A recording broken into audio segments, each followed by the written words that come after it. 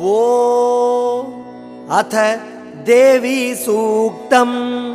ओम अहं रुद्रेभिर्वसुभिश्चरां यहमादित्यैरुत विश्वदेवैः। अहं मित्रावरुणो भाबिभर्म्यहमिन्द्राग्नि। अहमश्विनो भा अहं सोममाहनसं बिभर्म्यहं त्वष्टारमुतपूषणं भगम्। अहं दधामि द्रविणं हविष्मते सुप्राव्ये। ये यजमानाय सुन्वते। अहं राष्ट्री संगमनी वसूनां चिकितुषी प्रथमा यज्ञियानां। तां मा देवा व्यदधुः पुरुत्रा भूरिस्थात्रां भूर्या वेशयन्ति। मयासो अन्नमत्ति यो विपश्यति यः प्राणीति ययि शृणोत्युक्तम्।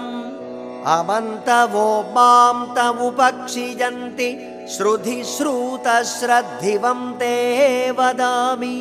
अहमेव स्वयमिदं वदामि दुष्टम् देवेभिरुतमानुषेभिः। यं कामयेतन्तमुग्रं कृणोमि तं ब्रह्माणं तं ऋषिं तं सुमेधाम्। अहं रुद्राय धनुरातनोमि ब्रह्मद्विषेशरवेहं तवावु। अहं जनाय समदं कृणोम्यहं द्यावा पृथिवी आविवेश। अहं सुवे पितरमस्य मूर्धन् मम योनिरप्स्वा अन्तः समुद्रे। ततो वितिष्ठे भुवनानुविश्वोतामून्द्यां वर्ष्मणोपस्पृशामि। अहमेव वात इव प्रवां यारभमाणा भुवनानि विश्वाः। परो दिवा परयेना पृथिव्यै तावती महिना सम्बभूव। ॐ अथ प्राधानिकं रहस्यम् अस्य श्री सप्तशती रहस्यत्रयस्य। नारायण ऋषिः अनुष्टुप् छन्दः महाकाली महालक्ष्मी महासरस्वत्यो देवताः यथोक्तफलावाप्त्यर्थं जपे विनियोगः। ॐ राजोवाच भगवन्नवतारा मे चण्डिकायास्त्वयोदिताः। एतेषां प्रकृतिं ब्रह्मन् प्रधानं वक्तुमर्हसि। आराध्यं यन्मया देव्या स्वरूपं येन च द्विज। विधिना ब्रूहि सकलं यथावत् प्रणतस्य मे। ऋषिरुवाच इदं रहस्यं परममनाख्येयं प्रचक्षते।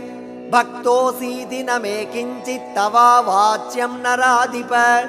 सर्वस्याद्या महालक्ष्मीस्त्रिगुणा परमेश्वरी। लक्ष्यालक्ष्यस्वरूपा सा व्याप्य कृत्स्नं व्यवस्थिता। मातुलुङ्गं गदां खेटं पानपात्रं च बिभ्रति। नागं लिङ्गं च योनिं च बिभ्रति नृपमूर्धनि। तप्तकाञ्चन वर्णाभा तप्तकाञ्चनभूषणा। शून्यं तदखिलं स्वेन पूरया भासतेजसा। शून्यं तदखिलं लोकं विलोक्य परमेश्वरी। बभार परमं रूपं तमसा केवलेन हि। सा भिन्नाञ्जनसङ्काशा दंष्ट्राङ्कितवरानना। विशाललोचना नारी बभूव तनुमध्यमा। खड्गपात्रशिरः खेटैरलङ्कृतचतुर्भुजा। कबन्धहारं शिरसा बिभ्राणा हि शिरस्रजम्। सा प्रोवाच महालक्ष्मीं तामसी प्रमदोत्तमा। नामकर्म च मे मातर्देहि तुभ्यं नमो नमः। तां प्रोवाच महालक्ष्मीस्तामसीं प्रमदोत्तमां। ददामि तव नामानि यानि कर्माणि तानि ते। महामाया महाकाली महामारी क्षुधा तृषा। निद्रा तृष्णा चैकवीरा कालरात्रिर्दुरत्यया इमानि तव नामानि प्रतिपाद्यानि कर्मभिः येभिः कर्माणि ते ज्ञात्वा योधीते सोऽश्नुते सुखम् तामित्युक्त्वा महालक्ष्मी स्वरूपमपरं नृप सत्त्वाख्येनातिशुद्धेन गुणेनेन्दुप्रभं दधौ अक्षमालाङ्कुशधरा वीणा पुस्तकधारिणी सा बभूव वरा नारी नामान्यस्यै च ता ददौ महाविद्या महावाणी भारती वाक्सरस्वती आर्या ब्राह्मी कामधेनुर्वेदगर्भा च धीश्वरी अथोवाच महालक्ष्मीर्महाकालीं सरस्वतीं युवां जनयतां देव्यौ मिथुने स्वानुरूपतः इत्युक्त्वा ते महालक्ष्मी ससर्ज मिथुनं स्वयं हिरण्यगर्भौ रुचिरौ स्त्रीपुंसौ कमलासनौ ब्रह्मन् विधे विरिञ्चेति धातरित्यागतं नरं श्रीः पद्मे कमले लक्ष्मी त्यागमाता च तां स्त्रियं महाकाली भारती च मिथुने सृजतः सह एतयोरपि रूपाणि नामानि च वदामि ते नीलकण्ठं रक्तबाहुं श्वेताङ्गं चन्द्रशेखरं जनयामास पुरुषं महाकालीसितां स्त्रियं सरुद्रशङ्करस्थाणुः कपर्दी च त्रिलोचनः त्रयी विद्या कामधेनुः सा स्त्री भाषाक्षरास्वरा सरस्वती स्त्रियं गौरीं कृष्णं च पुरुषं नृप जनयामास नामानि तयोरपि वदामि ते विष्णुः कृष्णो हृषीकेशो वासुदेवो जनार्दनः उमा गौरी सती चण्डी सुन्दरी सुभगा शिवा एवं युवतयः सद्यः पुरुषत्वं प्रपेदिरे चक्षुष्मन्तोऽनुपश्यन्ति नेतरे तद्विदो जनाः ब्रह्मणे प्रददौ पत्नीं महालक्ष्मीर्नृपत्रयीं रुद्राय गौरीं वरदां वासुदेवाय च श्रियं स्वरया सह सम्भूय विरिञ्चोण्डमजीजनत् बिभेद भगवान् रुद्रः तद्गौर्या सह वीर्यवान् अण्डमध्ये प्रधानादिकार्यजातमभून्नृप महाभूतात्मकं सर्वं जगत् स्थावरजङ्गमं पुपोषपालयामास तल्लक्ष्म्या सह केशवः संजहार जगत्सर्वं सह गौर्या महेश्वरः महालक्ष्मीर्महाराज सर्वसत्त्वमयीश्वरी निराकारा च साकारा नैव नानाभिधानभृत्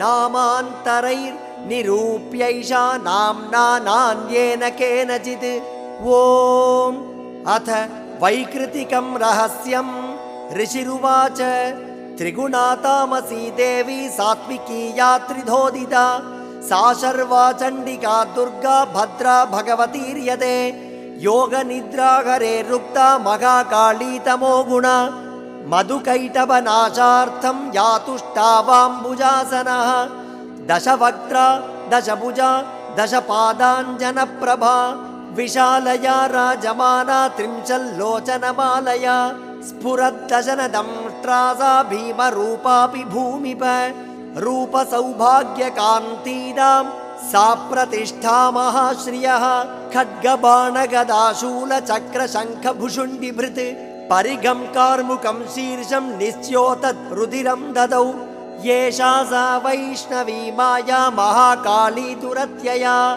आराधिता वशीकुर्यात् पूजा कर्तुश्चराचरं सर्वदेवशरीरेभ्यो याविर्भूतामितप्रभा त्रिगुणा सा महालक्ष्मी साक्षान्महिषमर्दिनी श्वेतानना नीलभुजा सुश्वेतस्तनमण्डला रक्तमध्या रक्तपादा नीलजङ्घोरुरुन्मदा सुचित्रजघना चित्रमाल्याम्बरविभूषणा चित्रानुलेपना कान्तिरूपसौभाग्यशालिनी अष्टादशभुजा पूज्या सा सहस्रभुजा सती आयुधान्यत्र वक्ष्यन्ते दक्षिणाधः करक्रमात् अक्षमाला च कमलं बाणोऽसिः कुलिशं गदा चक्रं त्रिशूलं परशुः शङ्खो घण्टा च पाशकः शक्तिर्दण्डश्चर्मचापं पानपात्रं कमण्डलुः अलङ्कृतभुजामेभिरायुधैः कमलासनां सर्वदेवमयीमीशां महालक्ष्मीमिमां नृप पूजयेत् सर्वलोकानां सदेवानां प्रभुर्भवेत् गौरी देहात् समुद्भूता या सत्त्वैकगुणाश्रया साक्षात् सरस्वती प्रोक्ता शुम्भासुरनिबर्हिणी दधौ चाष्टभुजा बाणमुसले शूलचक्रभृत् शङ्खं घण्टां लाङ्गलं च कार्मुकं वसुधाधिप येषा सम्पूजिता भक्त्या सर्वज्ञत्वं प्रयच्छति निशुम्भमथिनी देवी शुम्भासुरनिबर्हिणी इत्युक्तानि स्वरूपाणि मूर्तीनां तव पार्थिव उपासनं जगन्मातुः पृथगासां निशामय महालक्ष्मीर्यदा पूज्या महाकाली सरस्वती दक्षिणोत्तरयोः पूज्ये पृष्ठतो मिथुनत्रयं विरिञ्चि स्वरया मध्ये रुद्रो गौर्या च दक्षिणे वामे लक्ष्म्या गृहीकेण पुरतो देवतात्रयम् अष्टादशभुजा मध्ये वामे चास्या दशानना दक्षिणेष्टभुजा लक्ष्मीर्मगधीति समर्चयेत् अष्टादशभुजा चैडा यदा पूज्या नराधिप दशानना चाष्टभुजा दक्षिणोत्तरयोस्तदा कालमृत्यु च सम्पूज्यौ सर्वारिष्टप्रजाल्दये यदा चाष्टभुजा पूज्या शुम्भासुरनिबर्हिणी नवास्या शक्तयः पूज्यास्तदा रुद्रविनायकौ नमो देव्या इति स्तोत्रैर्महालक्ष्मीं समर्चयेत् अवतारत्रयार्चायां स्तोत्रमन्त्रास्तदाश्रयाः अष्टादशभुजा चैडा पूज्या मगिडमर्दिनी महालक्ष्मीर्महाकाली सैव प्रोक्ता सरस्वती ईश्वरी पुण्यपापानां सर्वलोकमहेश्वरी महिषान्तकरी येन पूजिता स जगत्प्रभुः पूजयेत् जगतां धात्रीं चण्डिकां भक्तवत्सलाम् अर्घ्यादिभिरलङ्कारैर्गन्धपुष्पैस्तथाक्षतैः धूपैर्दीपैश्च नैवेद्यैर्नानाभक्ष्यसमन्वितैः रुधिराक्तेन बलिना मांसेन सुरया नृप प्रणामाचमनीयेन चन्दनेन सुगन्धिना सकर्पूरैश्च ताम्बूलैर्भक्तिभावसमन्वितैः वामभागे ग्रतो देव्याश्छिन्नशीर्षं महासुरं पूजयेन् महिषं येन प्राप्तं सायुज्यमीशया दक्षिणे पुरतः सिंहं समग्रं धर्ममीश्वरम् वाहनं पूजयेत् देव्या धृतं येन चराचरं कुर्याच्च स्तवनं धीमांस्तस्या एकाग्रमानसः ततः कृताञ्जलिर्भूत्वा स्तुवीतचरितैरिमैः एकेन वा मध्यमेन नैकेनेतरयोरिह चरितार्धं तु न जपेत् जपन् छिद्रमवाप्नुयात् प्रदक्षिणा नमस्कारान् कृत्वा मूर्ध्नि कृताञ्जलिः क्षमापयेत् जगद्धात्रीं मुहुरतन्द्रितः प्रतिश्लोकं च जुगुयात् पायसं तिलसर्पिषा जुगुयात् स्तोत्रमन्त्रैर्वा चण्डिकायै शुभं हविः भूयो नामपदैर्देवीं पूजयेत् सुसमाहितः प्रयतः प्राञ्जलिः प्रह्वः प्रणम्यारोप्य चात्मनि सुचिरं भावयेदीशां चण्डिकां तन्मयो भवेत् एवं यः पूजयेत् भक्त्या प्रत्यहं परमेश्वरी भुक्त्वा भोगान् यथा कामं देवी सायुज्यमाप्नुयात् यो न पूजयते नित्यं चण्डिकां भक्तवत्सलां भस्मीकृत्यास्य पुण्यानि निर्दहेत् परमेश्वरी तस्मात् पूजय भूपाल सर्वलोकमहेश्वरी यथोक्तेन विधानेन चण्डिकां सुखमवाप्स्यसि ॐ इति वैकृतिकं रहस्यं सम्पूर्णम् ॐ अथ मूर्तिरहस्यं ऋषिरुवाच ॐ नन्दा भगवती नाम या भविष्यति नन्दजा स्तुता सा पूजिता भक्त्या वशीकुर्याज्जगत्त्रयं